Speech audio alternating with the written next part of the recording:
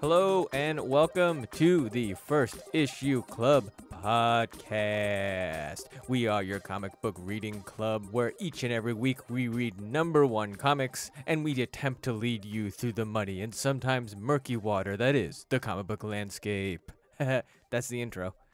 This is Budget King. Who else do we have in the club today? Me, Greg, and one quick thing. That is the best you have ever done the intro That was ever. seamless. I feel like we need to acknowledge that.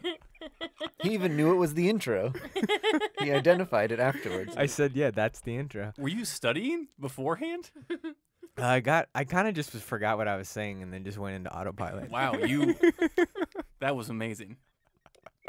I'll just go into autopilot more. People like bland Budget King, I think, like vanilla. That wasn't even bland. That was just... We got... I'm Mike D. I'm Caitlin. Whoa. The full club is back, which is great. Correct. It's wonderful. Yes. We're recording today. It's late July, in case you didn't know. It's hot outside. And inside here, we've got comic book news. You guys want to hear about it? Go for it. Okay. You may or may not have known that Comic-Con SDCC happened this weekend. Were you guys aware? I was. What was different about it this year? It was shit because it was virtual. It was nobody attending in person. Yep, and they had all their panels online. Yes. You know what I was wondering? There was a bunch of companies that were doing panels. Were they piggybacking on it just being that weekend? Or were they like members of San Diego Comic-Con who otherwise would have had booths and panels and things, right? I wonder if it's like one of those free-for-all, the height of capitalism, where like South by Southwest does this, where it just is like, if you want to do anything music-related, just come to Austin and fucking go for it. Yeah. They don't have to put any more money into it. It's just stuff that's happening and fueling the weekend. Well, I also think that South by has just kind of been like, we can't control it. It's too big. And Right. it's like, if the brand gets bigger, we'll try to get bigger. Yeah. Right. But my opinion on this whole thing is that as a person who's part of my job is to like do live events, the main people pushing for events are people whose job it is for events. I'm not sure that the fans want this. No, and I've read a couple articles where the fans just didn't even show up. I think Like they thought they were going to show up. Yeah, it did not seem like it. The thing that got the most traffic that I saw of anything, which it should have, was the Keanu Reeves interview. What was it about Bill and Ted? Or Yeah, just, it was mostly Bill and Ted. But I think he's filming Matrix 4 now, right? So it was Yes. like on location of wherever he is in Europe. Yeah. Was Essentially the same character. Right. But it came across that he, obviously is as charming as everybody says that he is. So that was like all over Twitter. I can see it because, like, when we had to pivot when COVID first started and we had to record remotely more often, we thought, hey, this is going to be great. We're going to record with no problems. We're going to record all the time. And I think that's what the promoters of San Diego Comic-Con thought. They're just like, hey, we can get more guests now because all you got to do is give them a mic and a camera and then they can just record. And then they soon find out it's fucking terrible. Okay, so In a giant I pain. love that you're saying this. The local DNC called me today and said, we heard you put on a great event for your work. Would you come volunteer and do our event for us? And I was like, no, you'll pay me. Yeah. Because this is not like, what the fuck? This is a big gig. It's not just magic. And I think that's what people think is like, oh, don't worry. We have the internet. So we'll get people, talking and we'll just show shit. And it's like, no, like this is actual. it's a lot of work. It takes people's time and stuff like that. You got to promote it. Yeah. So we'll see what happens. I don't know. But anyway, I think that the medium, whereas podcasting has like come to be like, there's something for everybody and everybody wants to use it. Mm-hmm. Digital events, I don't feel like have arrived to be useful to people yet.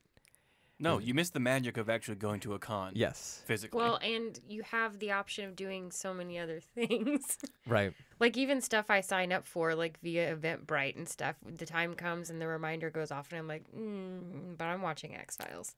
Yeah. I don't need to do this. Right. Yeah, totally. Okay, but there was some news that happened. The Eisners were announced. We had talked about that. I don't know how newsworthy it is, but best writer was The fans. As in every year, the The fans swept the Eisners once the again. fans. Yeah, I forgot. That was a cool joke. That we did before. You know who could care less about the Eisners? The fans. That's true. It's like only creators and industry people that care. The actual like fans don't care. Like I think we care more than people listening to this podcast care. I might see something on there and be like, "Oh, I missed that. I got to check it out." Yeah. now." Use it as like a reference for the year a little Right. bit. Yeah.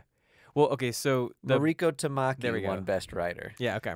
Which we like her. She wrote Breaking Glass, which is a cool YA book that like was sold out forever. You couldn't find it anywhere. Yes. Um, And Laura Dean keeps breaking up with me. I just read this past weekend. It was phenomenal. Little Bird won, which was kind of no surprise really. It was awesome though. Yep. Best short form Yeah. story or something like that. And then Invisible Kingdom, which we weren't so hot on, but the artwork is amazing. So Yeah, I'm thinking maybe I should try to find that in trade again and give it another chance. give it a go. If the Eisners deem it worthy. Does the phrase "give it a go" mean like you have sex with it? No, it's like you give it a chance, give it a shot. Okay, give it but your but all. but like It can be used for sex. in other in reference to in other cultures. No, I'm gonna give it a go. I don't think so. Okay, good. I just want to make sure. You want to You make sure just- you're I not ju- saying anything sexualized. You just got the stamp of approval from a guy with one culture, though, so I just wanted to make sure you know. But I appropriate Not an official many. spokesperson. But you guys watch a lot of British things. Yes, So- that's true. So Doctor Who, they're not using "give it a go" in a weird way. No. Nope. Okay. I've actually never heard them say that in Doctor Who. Okay. ever. Good. In other news, very localized to First Issue Club, Greg had a go with Comicsgate. Oh no. Yeah, that's right. Sorry, I totally forgot this happened. This is news. Yeah. This was crazy. So we as a podcast have poked the bear occasionally of Comicsgate, but Greg went hardcore and they retaliated. Yeah, they came back hard. They one thing you need to know about me, people on Twitter, if you respond to anything that I say, I will respond back to you multiple times against my better judgment. So yeah, Comicsgate came after me because I said that they are a part of the dark side and a hate group, and they really didn't have anything to back up the claims that they weren't. They just made fun of me and my body, and that I had too much estrogen, which I guess is a bad thing in their minds. They kept on saying that you eat soy. Did they know that you're vegetarian? No, but a soy boy is a insult. Okay. Yeah, they tried Oh, to, I was like, Because they're not a hate group. they're not a hate group. Right. So, So, they can yeah. mercilessly attack someone on a personal level for their eating Right. habits but it's okay. because they're not. How like that. ironic that it's like I was telling my wife about this and I was like, they went hard on. They even found out that he was vegetarian and started calling him soy boy. But it's just like you just fit their brand. They just knew you. No, soy boy is what they call anyone, even if you're not a vegetarian. Right, but they assume that you That's like true, yeah. Yes, so you yeah. So my new tattoo is soy boy right across my stomach. But if you ever want a caricature done of yourself, I was gonna say if you ever want your picture drawn for free, they also did not know that you would love that. they do it for you. The That's pic- how they insult you. The pictures were nice. Yeah, I didn't see They were very well done. anything bad about them. There was not like I didn't understand what the insult was. One of them was just like a sketch on a notepad that was like you had glasses and a beard. Is it the glasses? Is that what they're insulting you? No, they drew my avatar. They're like, oh, shut up, idiot. Here's a picture of you, and you're just like, thank you. That's really nice. Okay. They're also like this is the weirdest troll thing I've ever seen. Yep. One of the guys claimed that he's not bad. He's just trying to be a good dad by being into Comicsgate. Did you guys see this comment? The guy said, I'm into Comicsgate because I'm a father who wants to protect his son from predators like you, and so me and my son can become closer. And I was like, Predators. like me, I'm so apparently. confused. So How is- are Because you- they're not a hate group. How are you being a predator? I'm not. So wait, No, is that what was he saying though? Did he say anything else, or that was just That was it. He made a wild claim yes, and- based on nothing. And then I asked him if he taught his son how to throw the perfect spiral, and he didn't respond. So Comicsgate is just laughable, and they're buffoons, and they Maybe he brings his son closer together by just throwing hate at people on the Oh, and they internet. kept on bond flashing over how that. much money Cyberfrog made. Which doesn't make sense. They didn't back away from the fact that I called them a hate group. They just said, well, yeah, well, how can we made this much money? And it's just like, just because you're a hate group doesn't mean you can't make money or that you're not idiots and buy stupid shit just like everyone else. Comicsgate people enjoy the Punisher. Is that the other I don't think they even like mainstream comics. They just like comics that are made by Comicsgate people, Really? which is So sad. it just veered off the course of keep my comics the same the way they've always been to just keep my content by people who Like agree white. with me. Yeah. Yeah. Huh. It's so tunnel visioned. Like, how do you even? Yeah. I mean, you could just read 70s X-Men over and over and over again, but make sure you skip the parts that are about justice Right. and honor Diversity. and diversity and the Inclusion. inclusion. Maybe you can't read old X-Men still. I can't read anything. It Except for Cyberfrog. it must be so sad to be so afraid of the world that you think that paper that has people that aren't the same skin color of you is going to ruin your life. Honestly, Well, it must be exhausting. When you Yeah. think about how much that meant to you and these characters meant to you as a kid, and then you think about all the black and brown children that grew up alongside you and did not have that, and now someone's giving that to them.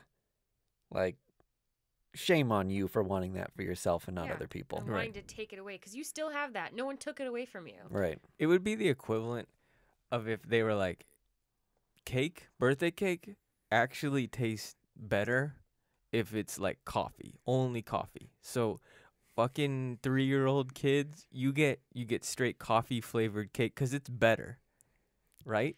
It would be like if 1 to If- 1. it would be like if people got really if there was a like a Band-Aid gate. Now that they're making Band-Aids in different colors, if people were like, absolutely not, I needed to only represent my skin, and the fact that you can now have Band-Aids that match your skin color is outrageous. I'm sure that exists. The destruction of the nuclear family begins now. Damn you, Band-Aid. Do you guys know that the argument of the slippery slope is a logical fallacy? Have you heard this before? Mm-mm. So when people, that's like a slippery slope argument. So people say like, oh, it starts with Band-Aids, Yeah. Okay. but it's a Starts with slip. Starbucks Like a coffee gateway. cups. Yeah, but it's slippery slope, and then all of a sudden All of a sudden. Nazi internment camps, right?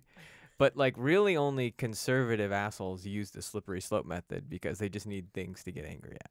So Is it anything like the Well, prop and they up can't. thing? I think straw they man. see the Straw needle, man, yeah. needle moving, and they're worried that it's going to eventually get to a place where they can no longer control everything. right, yeah, Well, that was a lot of news.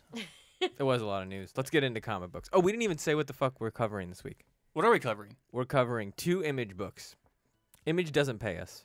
Scout doesn't pay us. Image Week. Oh, yeah, Image. We've had plenty of these. This ain't Scout Week 3. It's Image Week. We have Chew, and we have Bliss by Sean Lewis. Let's get this podcast. Started.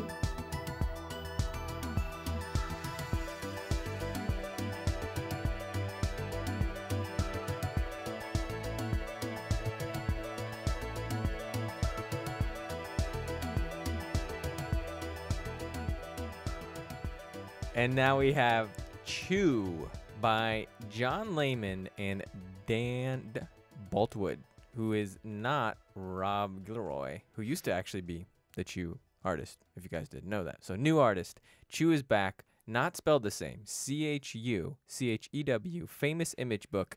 Caitlin, what happened in Chew this week? What happened in Chew, the first course, part 1, is family dinners get weird when a cop brother and his criminal sister share different flavors of a culinary superpower. While Tony gets psychic impressions from what he eats, Saffron learns secrets from who she eats with. For those of you that don't know, Chew is one of the longest running series on Image, or I mean, of recent times. Not longest ever running, but most celebrated series on Image. Longer than Spawn?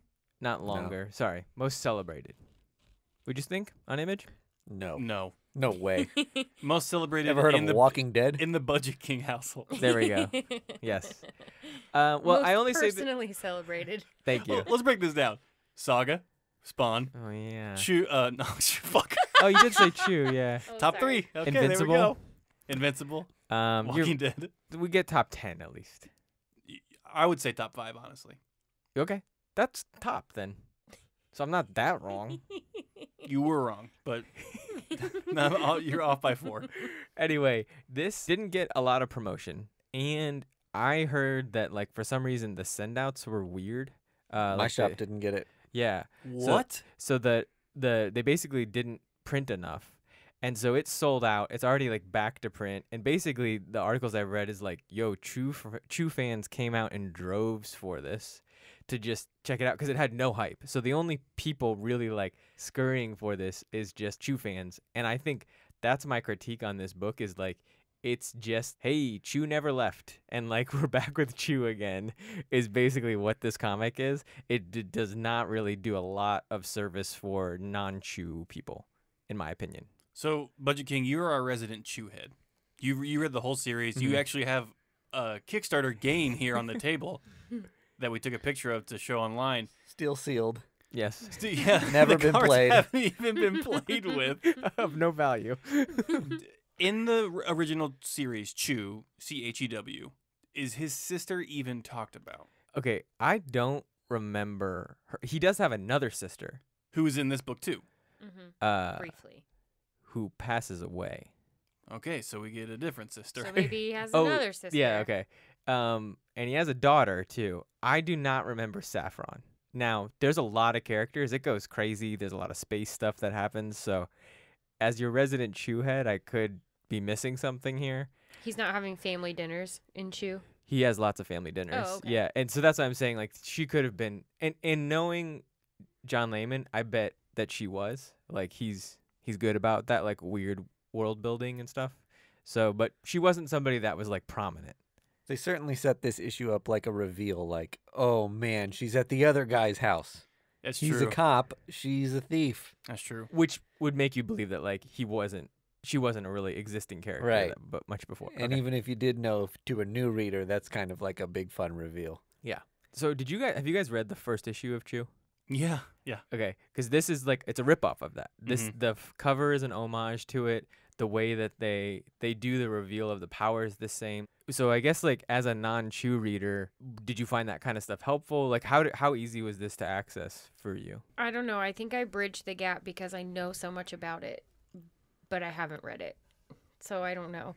I kind of took it with a grain of salt because I knew Tony's deal going into it. The first time I read Chew, I was like, I'm not gonna like this because it just seemed like crime shit that I'm like, that's not really my thing. And then I was like, whoa, this is insanely like written and it's so captivating but also doesn't take itself seriously. Did that have this element for you in it, or was it just like It's tough for me to settle into certain things where, like, there's characters named after pasta. Like the top crime syndicate guy was like Bucatini was like his last name. And like there were so many little plays to food that it seemed, her name is Saffron? yeah, right. It seems kind of corny, but I think that's probably a sort of thing that gains a lot of charm the longer you stick with it. And especially if you were already a fan of this, you got to just like let that stuff probably just washes right over you, right? Right. I did find a couple of things really charming. I think part of it for me too that didn't take it as seriously or it didn't maybe have as a profound an effect are the people look kind of cartoonish. They look like ghouly. Some of the characters were like toad looking kind of things. Like so I didn't really take that as seriously, but there were a couple of really charming moments. I don't know if this is the right word.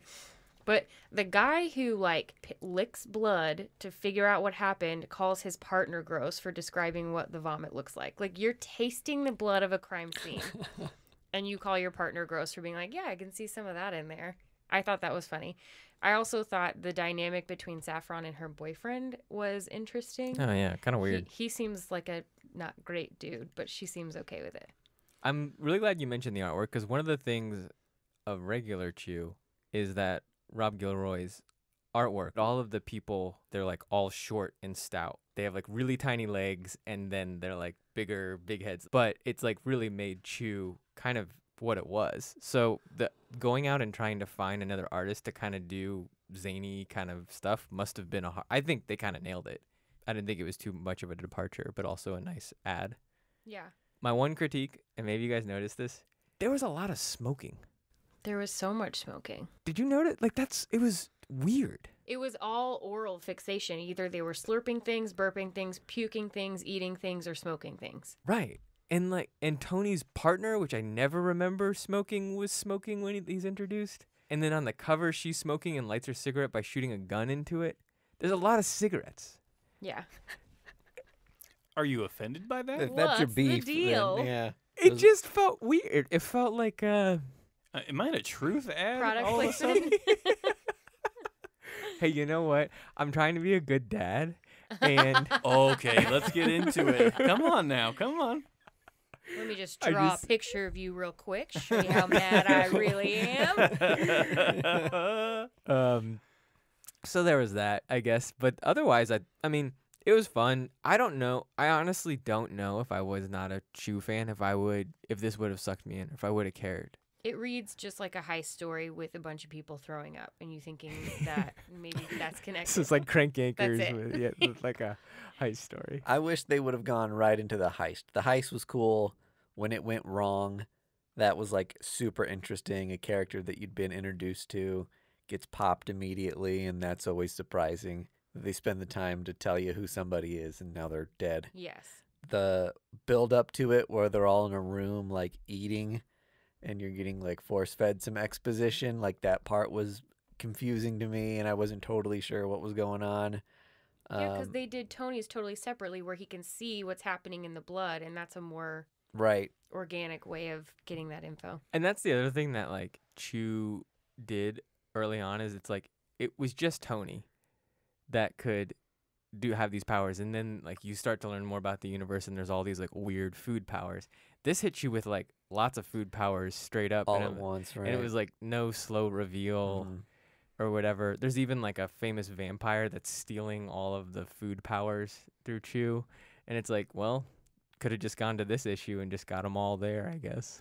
I think there's enough going for it with understanding that she's going to have to navigate some weird stuff in her family now. Try to keep herself from getting caught, and then whatever's going on with the boyfriend. I thought there was enough there that I would Yeah. probably keep reading, even knowing nothing about it. Shout out to Elite Comics in Kansas City, because I was there sad boying, like Soy Boy, and said, oh man, I didn't get here early enough. And he was like, hang on. And he went and like checked, and he's like, oh, actually, I had an extra issue set aside for me to read that I'll sell to you if you want, which is really nice. Turns out he had 25 of those behind the counter. That's what we call creating a Did customer you- experience. Mike, Right. did you get one? No, they didn't have any when I went up there.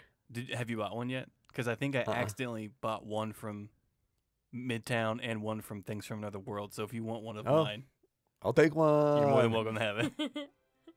Did anybody see the extra covers out in the wild? Rob Gilroy did one. Yeah. Oh, okay, Mentioned cool. that. Yeah, no. I didn't see him either. Uh-uh. All right, that was Chew, and Image is back, baby. Image Week.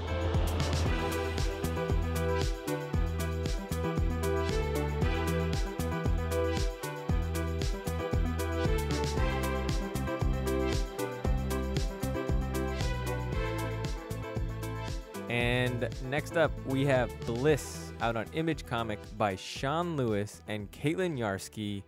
If you guys remember, we did an interview with Sean Lewis at the beginning of COVID. He previewed this book a little bit, and Caitlin Yarsky is still the same artist from Coyotes, so this team is back with a new Image #1. Caitlin, tell us about Bliss. Okay. So 3 gods in Feral City need a personal hitman. A man in desperate circumstances agrees to the job, but only with the assurance that he won't remember any of it. That actually helped me even understand the comic book better reading it. Did That's it how read a little chaotic? that's how good that. No, I mean it read okay, but that's how good your description was. Oh, thank you. It filled in. It was the butter on my toast, on my dry toast. My pumpernickel rye was the butter on my dry toast. my pumpernickel rye toast was fine, but then I needed butter on it, and it was now it's there. Yeah. So this is a new world. Sean actually talked about in our interview how he writes up his descriptions, and he will often say 2 different pieces of content to describe them. And this one was Breaking Bad meets. Do you remember the other thing? Oh shoot, yeah. I need to look it up because I just looked at it before we. Because I remember like reading it and being like, "That's exactly what this Neil is." Gaiman, Sandman. Breaking Bad meets Neil Gaiman's Sandman. What did you guys think of this comic book? I loved it. You did? Yeah. Tell me about that. One, I guess, story structure thing that I really like is when someone's in a present day situation and you're like building to a boiling point is used as something to give us backstory. And we've got our character who is the son of this criminal talking to a judge, kind of validating his father's crimes. We keep flashing back within that to the father's crimes and how he got into crime and how his son is validating those things. That was one interesting for me. 2, so there was just a handful of like classic storytelling things that were just like thrown into this weird sci-fi future. It also worked. Yeah. Yeah. One of my favorite things that you were kind of hitting on is that we are understanding the rules of the world through storytelling, which I love. So it's like the courtroom, you look around and it's like disheveled and looks apocalyptic. And it looks like essentially, like a world overrun by opiates. And like you are getting that and understanding it. And then when it's revealed that these like gods that you said, Caitlin, like there's no like setup where it's like, oh, there's also people that don't look like people. You just kind of like go into this room and it's like, oh, there's some elephant people or whatever they are, hippo people. I don't even really know. And they like sit in a pool together. It kind of reminded me of like Minority Report. I don't know if you remember those like 3 people that sat in the bathtub and told them all the crimes. The precogs? Yeah, there we go. I love that movie. Yes. And so it's like, that's just perfect storytelling is that like, you don't really understand how Bliss, the drug, destroyed the world, but you're getting it like we're going to find out more next issue probably because Bliss right now doesn't seem too bad at face value, except for the way that Caitlin draws it. Yarsky, not Caitlin from our podcast. That like it's basically like she'll like have people's faces melt off and stuff like that. Like, well, you lose your bad memories through your eyes. It's like a physical thing. Yeah, like your pain leaves your body, like in a physical form. Yeah, the synopsis gave away more than the first issue does, which I have said before I hate. But it says that they're actually sending it down the river Oblivion. And this book references Oblivion as the one thing his dad can fight off or take on, which is why he needs to validate his dad's crimes, is because they still need him. They can't, like, execute him or send him off somewhere. So, like, on that trip, I guess, like, kind of like Eternal Sunshine of the Spotless Mind, would you guys take a drug to erase and forget some things? No, but I haven't been through what these people have been through. I mean, they're living in a literal hellscape. Mm-hmm. When I was a teenager and I thought everything that happened to me was like the worst thing ever, 100% would have done this. That's true. I think now, it like, takes perspective. Yeah, now I would have like completely regretted it and would say I'd never do something like that. There are some moments where when I think about them, I clench my butt and I'm like, "Whoa, why did I do that?" Yeah. But you need that because you might I might do that again. Yeah, or it could just change you as a person. Yeah. You may not end up in the same and places it doesn't or do fix the same it if thing. I just forget about it. Right. Well, that's the other thing. Like, he's standing there. That's what I loved about this book so much, is that the whole time you're kind of really connecting to his dad's story and his story and really rooting for him to succeed and feeling bad that he has to be put in such a position. And then at the very end, he has to turn around and face literally hundreds of people who are probably surviving their loved ones that his dad has killed or wronged or something. And it's like, okay. Yeah. That's a little bit tougher to like try to justify that he was sick and then look at all these people. Yeah. I'm probably dumb for asking this. Is his dad dead and they're just trying him anyway, or he's just not there on trial?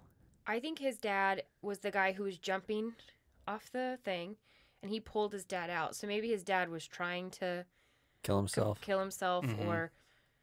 or do something that would have prevented his trial. Okay. So he pulls him out and then goes to trial to, And I guess. yeah, and I don't know if the whole thing with like our sad memories leaking out of our faces and down a river is like metaphorical Yeah. or anything, No but way to I know. mean, he's jumping into that river at the end, I think is a symbol of like, now I have to take on everyone's pain to pay for what I've done. Right. I could see So- that. I don't know. It's clever. Yeah. It did a lot in one comic book. Yeah. It did a lot, and it also like I felt like barely did anything in a good way. Like it kind of just like give you a little bit of like a dip of a toe into something, so Mhm. like you could understand the world, but it didn't do the like cliffhanger. Like it just is like, this is the world we're building. Come back and check it out because this is what it is. Mhm. Yeah. It's just beautiful too. It is. I just really like the way she draws people. She is amazing, and she definitely. It did feel like this was Steve Aoki Yeah, totally. on the front.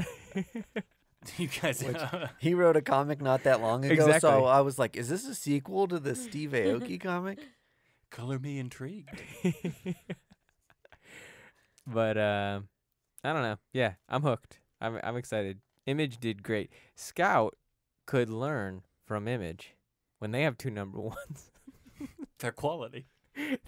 but also I guess by pretty big authors. Listen, let's not So they let's could- not pretend that Scout is hiring Donny Cates or anyone like that.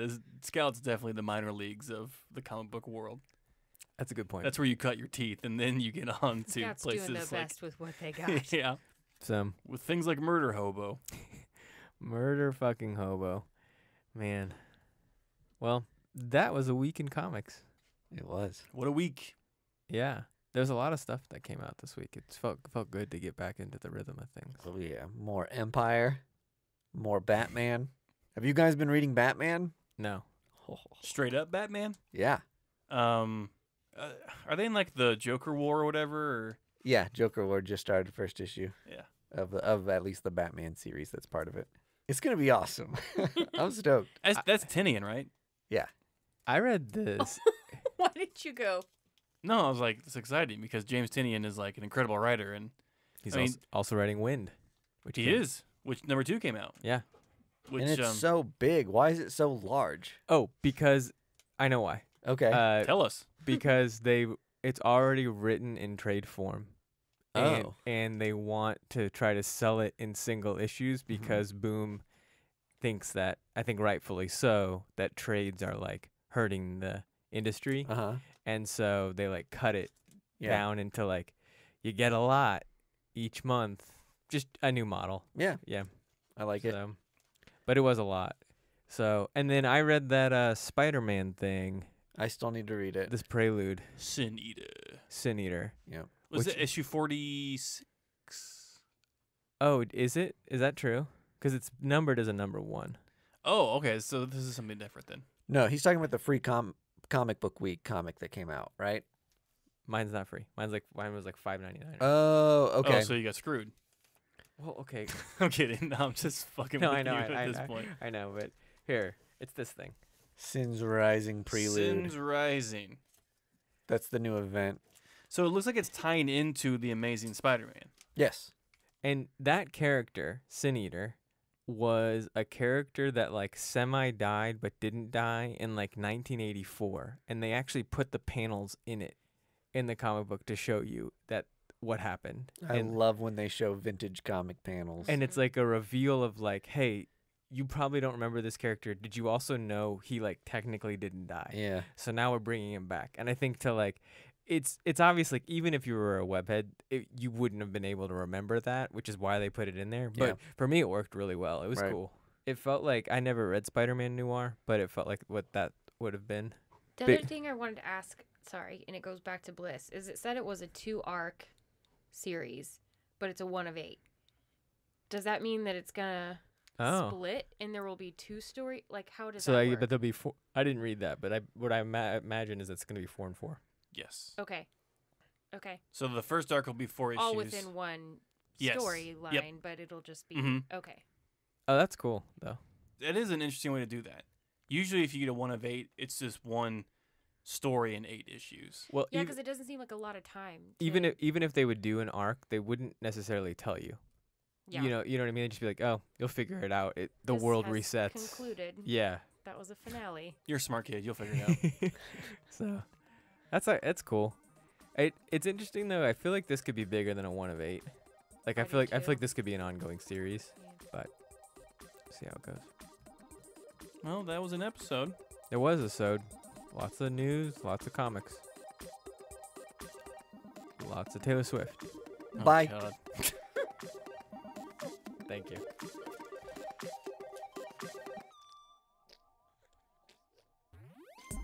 This has been another episode of First Issue Club. We are a proud member of the Fountain City Frequency family of podcasts. Our music is provided by Primary Color Music. We are recorded in KCUR Studios. You can find us, rate us, friend, and follow us on YouTube, Twitter, Facebook, Instagram, email, and your favorite listening platforms at First Issue Club, FIRST.